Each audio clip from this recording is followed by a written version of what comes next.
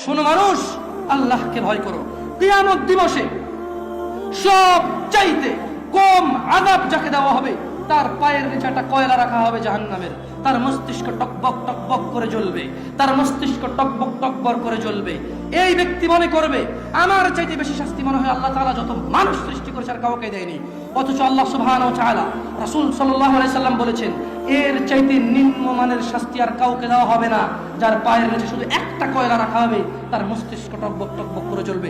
আল্লাহ সুবহানাহু ওয়া তাআলা বলেন, ইউবাশশিরুনহুম, ও মুহাম্মদ সাল্লাল্লাহু আলাইহি সাল্লাম, আপনি দেখবেন অপরাধীরা যারা ঘুষ নিয়ে ব্যস্ত, সুদ নিয়ে ব্যস্ত, জিনা নিয়ে ব্যস্ত, মদ নিয়ে ব্যস্ত, জুয়া নিয়ে ব্যস্ত, মিথ্যা নিয়ে ব্যস্ত, আযানকে পরোয়া করে না, সালাতকে পরোয়া করে না, বেনামাজি হওয়াকে কুফরি মনে করে না। ইউবাশশিরুনহুম, আপনি দেখবেন ইয়াওয়াদুল মুজরিম, এই অপরাধীগুলো, লাউ ইফতাদি মিন আযাবি ইয়াউমিযিন বিবানি, তারা আল্লাহকে বলবে, ইয়া আল্লাহ, ইয়া আল্লাহ, এই ছেলেকে নিয়ে নেন, ইয়া আল্লাহ, এই ছেলেকে জাহান্নামে